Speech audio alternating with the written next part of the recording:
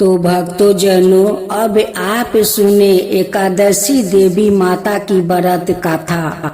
मूर नाम का एक दैत्य था, रावण और कंस की तरह वो भी 12 आतंक मचाता था। स्वर्ग में देवों सहित सभी को पीड़ा देता था। सब लोग उससे क्षमा मांगकर श्रीमन नारायण का शरण में गया। भगवान ने कहा, मैं उसे संभालता हूँ, चिंता मत करो। भगवान मूर के साथ युद्ध करने लगे, लेकिन अपनी सारी शारीरिक शक्ति लगाकर भी भगवान कुछ नहीं कर सके। भगवान को युद्ध के मैदान से भागना पड़ा। वो हिमालय की एक गुफा में छिप गए। मूर भी उनका पीछा करते हुए वहां पहुंच गया। तब भगवान ने ध्यान करना शुरू किया और उनके मन से एक शक्ति उत्पन्न की। उनकी मानसिक शक्ति, इस शक्ति ने बाहर आकर मूर को अपनी तलवार से मार डाला। हम जानते हैं कि शरीर में 10 इंद्रियां है, 5 ज्ञानेंद्रियां है और 5 कर्मेंद्रियां है, 11वीं इंद्रियां है। मन संस्कृत में एकादशी का अर्थ है 11। चौकी यह देवी उनके मन भगवान की 11वीं इंद्रिया से निकली थी, इसलिए भगवान ने उन्हें एकादशी के नाम से पुकारा है। एकादशी माता की उत्पत्ति का दिन उनके नाम से ही जाने जाने लगा। माता एकादशी के अंतिम चरण के दौरान उत्पन्न हुआ था। इसे जयंती कहते हैं और उन्होंने द्वादशी के पहले चरण के दौरान दैत्य को मार डाला था। इसे स्मृति कहते हैं। एकादशी का दिन क्यों भोजन नहीं करना चाहिए? भगवान ने घोषणा की कि एकादशी का दौरान देवी का इस महान कार्य के कारण पूरे जगत में कोई भी पाप नहीं करेगा। लेकिन पाप तो पहले से ही है। जब उसने यह सुना, पाप पुरुष आश्रय की तलाश में इधर उधर भागने लगा। एकादशी का दौरान वो कहाँ रहेगा? वो जहाँ भी गया सभी ने उसे आश्रय देने से इनकार कर दिया। अंत में अन्य भोजन एकादशी का दौरान उसे आश्रय देने के लिए सहमत हुआ। आज सुने कामदा एकादशी व्रत कथा। विष्णु भगवान की जय हो, विष्णु भगवान की जय हो। धर्मराज युधिष्ठिर कहने लगे, हे भगवान, मैं आपको कोटि कोटि नमस्कार करता हूँ। अब आप कृपा करके चैत्र शुक्ला एकादशी का महात्म्य कहिए। श्री कृष्णा कहने लगे कि धर्मराज, यही प्रश्न एक समय राजा दिलीप ने गुरु वशिष्ठ जी से किया था और जो समाधान उन्होंने किया वो सब मैं तुमसे कहता हूँ। प्राचीन काल में रतनपुर नाम का एक नगर था। वहाँ पर अनेक ऐश्वर्यों से युक्त पुंडरीक नाम का एक राजा राज करता था। रतनपुर नगर में अनेक अप्सरा थी। किन्नर और गंधर्व वास करते थे। उनमें ललिता और ललित नाम के 2 स्त्री और पुरुष भी थे। उन दोनों में अत्यंत स्नेह था, यहाँ तक कि अलग अलग हो जाने पर दोनों व्याकुल हो जाते थे। एक समय पुंडरीक की सभा में अनाय गंधर्वों के सहित ललित भी गान कर रहा था। गाते गाते उसको अपनी प्रिया ललिता का ध्यान आ गया और उसके ध्यान में सूर भंग होने के कारण गाने का स्वरूप बिगड़ गया। ललित का मन का भाव जान कर ककोट नाग ने पद भंग होने के कारण राजा से कह दिया। तब पुंडरीक ने क्रोध पूर्वक कहा कि तू मेरे सामने गाता हुआ अपनी स्त्री का स्मरण कर रहा है। आज तू काचा मांस खाता है, अब कर्म का फल भोग। पुंडरीक के शराप से ललित उसी क्षण महाकाया विकराल राक्षस हो गया। उसका मुख अत्यंत भयंकर हो गया, नेत्रा सूर्य चंद्रमा की तरह हो गया, प्रदीप्त हो गए और मुख से अग्नि निकलने लगी। उसकी नाक पर्वत की केंद्रा के समान विशाल हो गया और गर्दन पर्वत के समान लगने लगी। सिर में बाल पर्वतों पर खरे वृक्षों के समान लगने लगा और भुजाएं अत्यंत लंबी हो गई। कुल मिलाकर उसका शरीर 8 योजन के विस्तार में हो गया। इस प्रकार राक्षस होकर वो अनेक प्रकार के दुख भोगने लगा। जब उसकी प्रियतमा ललिता को यह सब वृत्तांत मालूम हुआ तो उसको अत्यंत दुख हुआ। वो अपने पति के उद्धार का अत्यतन सोचने लगी। वो राक्षस से अनेक प्रकार के घोर दुख सहता घने वनों में रहने लगा। उसकी स्त्री उसके पीछे पीछे जाती है और अनेक प्रकार से विलाप करती रहती है। एक बार ललिता अपने पति के पीछे घूमती घूमती विंध्याचल पर्वत पर चली गई, जहाँ पर सिरिंगी ऋषि का आश्रम था। ललिता शीघ्र ही सिरिंगी से प्रार्थना करने लगी। उसे देखकर सिरिंगी ऋषि बोले, हे सुबेग, तुम कौन हो और यहाँ किस लिए आई हो? ललिता बोली कि हे मुनि, मेरा नाम ललिता है। मेरा पति राजा पुंडरीक के शराप से विशाल काया राक्षस को हो गया है।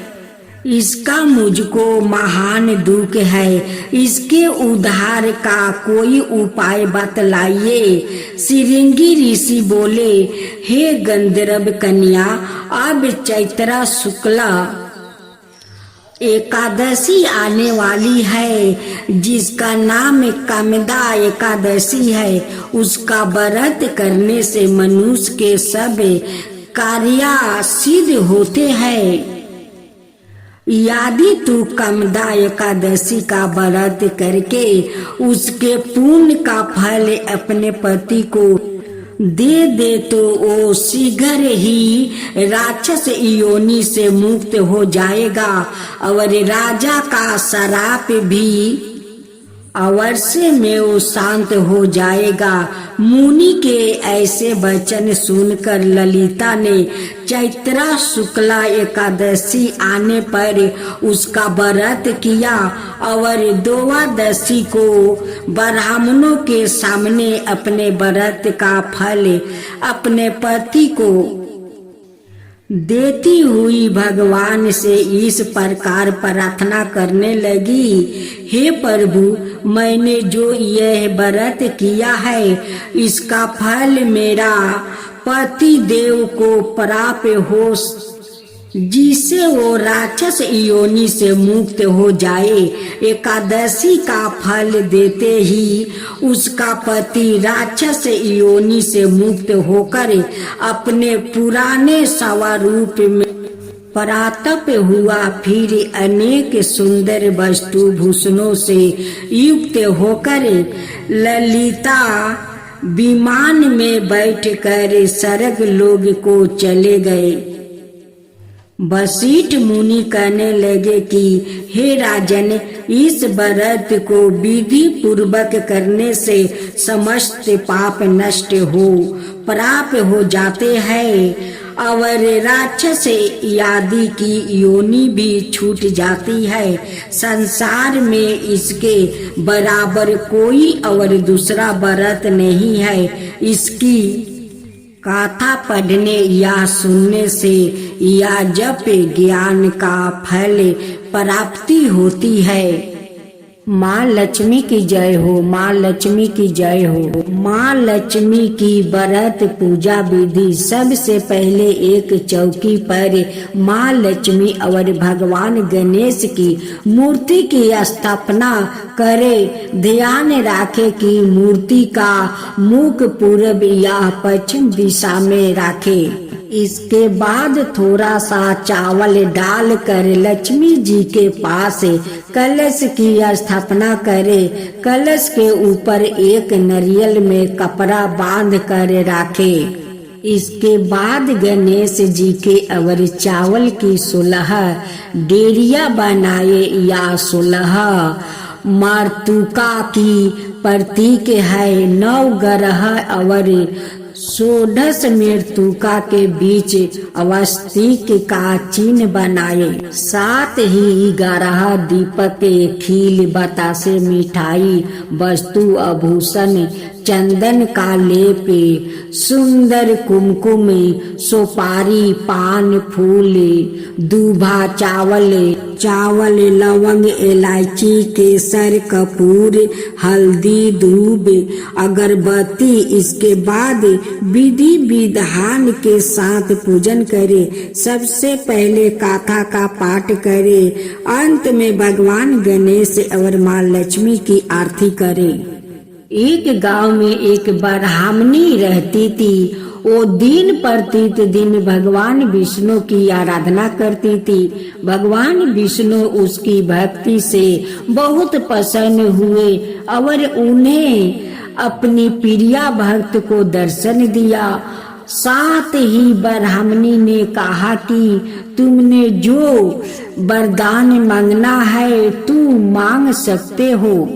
जब ब्राह्मणी ने इच्छा जाहिर करते हुए कहा कि वो चाहती है कि उसके घर में माँ लक्ष्मी का वास हो जाए। इसके बाद भगवान विष्णु ने उस ब्राह्मणी को अपने घर में माँ लक्ष्मी को बुलाने की तरीका बताया। भगवान विष्णु ने बताया कि तुम्हारे घर में कुछ ही दूरी पर जो मंदिर है वहाँ एक स्त्री आती है और वहाँ आकर उपले थापती है, तो तुम्हें उसे अपने घर आने का निमंत्रण देना होगा। वही माँ लक्ष्मी है। ब्राह्मणी ने भगवान विष्णु के कहे अनुसार ही किया। ब्राह्मणी ने उस स्त्री को अपने घर आने का निमंत्रण दिया। तब माँ लक्ष्मी ने उस ब्राह्मणी से कहा कि वो 16 दिन के लिए माँ लक्ष्मी की पूजा करे। माँ लक्ष्मी के कहे अनुसार ब्राह्मणी ने 16 दिन तक माँ लक्ष्मी की उपासना की। माँ लक्ष्मी ने फिर उस ब्राह्मणी को आशीर्वाद दिया और उसके घर में निवास किया। तभी से जो व्याकृत चैत्र महीने के माँ लक्ष्मी की इन 16 दिन तक उपासना करता है, माँ लक्ष्मी उसे प्रसन्न होकर उसे सुख समृद्धि का आशीर्वाद देती है। एक बुढ़िया माई तुलसी जी को सींचती और कहती कि हे तुलसी माता, सत्य की दाता, मैं तेरे बिलरा सिंचती हूँ। मुझे बहू दे पीतंबर की धोती दे, मीठा मीठा घास दे, बैकुंठ में बास दे, चटक की चाल दे, पटक की मौत दे, चंदन की काठ दे, रानी सा राज दे, दाल भात का भोजन दे, 11 की मौत दे, कृष्णा जी का कंधा दे। तब तुलसी माता यह सुन कर सूखने लगी। तो भगवान ने पूछा कि हे तुलसी, तुम क्यों सूख रही हो? तुलसी माता ने कहा कि एक बुढ़िया रोज आती है और यही बात कह जाती है। मैं सब बातें तो पूरा कर दूंगी, लेकिन कृष्णा का कंधा कहाँ से लाऊंगी? तो भगवान बोले, जब वो मरेगी तो मैं अपने आप कंधा दे दूंगा। तू बुढ़िया माई से कह देना। जब बुढ़िया माई मर गई, सब लोग आ गए। जब माई को ले जाने लगे तो वो किसी से ना उठी। तब भगवान एक 12 बरस के बालक का रूप धारण करके आए। बालक ने कहा, मैं कान में एक बात कहूँगा तो बुढ़िया माई उठ जाएगी। बालक ने कान में कहा, बुढ़िया माई, मन की निकाल ले, पीतंबर की धोती ले, मीठा मीठा घास ले, बैकुंठ का बास ले, चटक की चाल ले, पटक की मौत ले, कृष्णा जी का कंधा ले।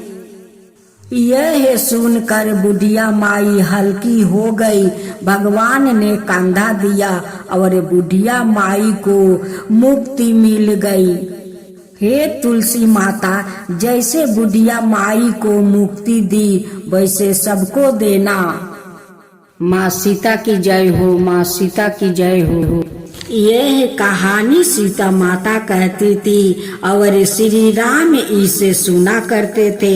एक दिन श्री राम भगवान को किसी काम के लिए बाहर जाना पड़ा। तो सीता माता कहने लगी कि भगवान, मेरा तो 12 बरस का नित नियम है। अब आप बाहर जाएंगे तो मैं अपनी कहानी किसे सुनाऊंगी? श्री राम ने कहा कि तुम कुएं की पल पर जाकर बैठना, जाना और वहाँ जो औरत पानी भरने आएगी उन्हें अपनी कहानी सुना देना। सीता माता कुएं की पल पर जाकर बैठ जाती है। एक स्त्री आई, उसने रेशम की जरी की साड़ी पहन रखी थी और सोने का घारा ले रखा था। सीता माता उसे देख कहती है कि बहन, मेरे 12 बरस का नित नियम सुन लो। पर वो स्त्री बोली कि मैं तुम्हारी नित नियम सुनूंगी तो मुझे घर जाने में देर हो जाएगी और मेरी सासू मुझसे लड़ेगी। उसने कहानी नहीं सुनी और चली गई। उसकी रेशम जरी की साड़ी फट गई, सोने का घारा मिट्टी के घड़े में बदल गया। सास ने देखा तो पूछा कि यह किसका दोष अपने सिर पर लेकर आ गई है? बहू ने कहा कि कुएं पर एक औरत बैठी थी, उसने कहानी सुनने के लिए कहा, लेकिन मैंने सुनी नहीं, जिसका कारण यह फल मिला है। बहू की बात सुनकर अगले दिन वही सारी और घारा लेकर सासू कुएं के पल पर गई। सास को वही माता सीता बैठी मिली तो माता सीता ने कहा कि बहन, मेरी कहानी सुन लीजिए। सास बोली कि एक बार छोड़ मैं तो 4 बार कहानी सुनूंगी। राम आए लक्ष्मण आए देश के पूजेरी आए, नीत नियम का नियम लाए, आओ राम बैठो राम, तपी रसोई जियो राम, माखन मिश्री खाओ राम, दूध बतासा पियो राम, सुत के पल का पोढ़ो राम, साला दुसाला पोढ़ो राम, साला दुसाला ओढ़ो राम। जब बोलो जब राम ही राम, राम संवारे सबके काम, खाली घर भंडार भरेंगे, सबका बेड़ा पार करेंगे। श्री राम जय जय श्री राम जय जय, श्री राम जय जय श्री राम जय जय। सास बोली कि बहन कहानी तो बहुत अच्छी लगी। कहानी सुनकर सास घर चली गई और उसकी सारी फिर से रेशम जरी की बन गई। मिट्टी का घारा फिर सोने के घड़े से बदल गया। बहू कहने लगी सासू माँ आपने ये सब कैसे किया। सास ने कहा कि बहू तू दोष लगा के आ गई थी और मैं अब दोष उतार कर आ रही हूँ। बहू ने फिर पूछा कि यह कुएं वाली स्त्री कौन है। सासू बोली कि वो सीता माता थी, वो पुराने से नया कर देती है, खाली घर भंडार भर देती है, वो लक्ष्मी जी का वास घर में कर देती है, आदमी की जो भी इच्छा हो उसे पूरा कर देती है। बहू बोली कि ऐसी कहानी मुझे भी सुना दो। सासू बोली कि ठीक है तुम भी सुनो और सास ने कहानी शुरू की। राम आए लक्ष्मण आए देश के पूजेरी आए, नीत नियम का नियम लाए, आओ राम बैठो राम, तपी रसोई जियो राम, माखन मिश्री खाओ राम, दूध बतासा पियो राम, सुत के पल का पोढ़ो राम, साला दुसाला पोढ़ो राम, साला दुसाला ओढ़ो राम। जब बोलो जब राम ही राम, राम संवारे सबके काम, खाली घर भंडार भरेंगे, सबका बेड़ा पार करेंगे। श्री राम जय जय राम। कहानी सुनकर बहू बोली कि कहानी तो बहुत अच्छी है। सास ने कहा ठीक है इस कहानी को रोज कहा करेंगे। अब सास बहू रोज सवेरे उठती, नहाती धुआती और पूजा करने के बाद नित्य नियम की सीता की कहानी कहती। एक दिन उनके यहाँ एक पड़ोसिन की औरत आई और बोली कि बहन जरा सी आँच देना। तो वो बोली कि आँच तो अभी हमने जलाई ही नहीं।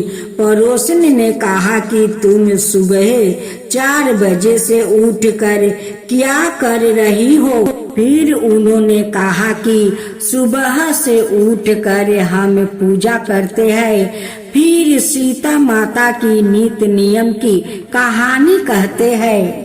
पड़ोसन ने उनकी बात सुनकर फिर कहा कि सीता माता की कहानी कहने से तुम्हें क्या मिला। वो बोली कि उनकी कहानी कहने से घर में भंडार भर जाते हैं, सारे काम सिद्ध हो जाते हैं, मन की इच्छा भी पूरी होती है। पड़ोसन कहती है कि बहन ऐसी कहानी तो मुझे भी सुना दो। फिर वो बोली कि ठीक है तुम भी यह कहानी सुन लो। राम आए लक्ष्मण आए देश के पूजेरी आए, नीत नियम का नियम लाए, आओ राम बैठो राम, सारी कहानी सुनने के बाद पड़ोसिन कहने लगी, बहन कहानी तो मुझे बहुत अच्छी लगी। अब वो पड़ोसिन भी नीत नियम सीता माता की कहानी कहने लगी। कहानी कहने से सीता माता ने पड़ोसिन के भी भंडार भर दे दिया। अब तो पूरे मोहल्ले में नीत नियम की गाथा चल पड़ी। हर किसी की मनोकामनाएं पूर्ण होने लगी। हे सीता माता, जैसे आपने उनके भंडार भरे वैसे ही आप हमारे भी भंडार भरना। कहानी सुनने वाले के भी और कहानी कहने वाले के भी।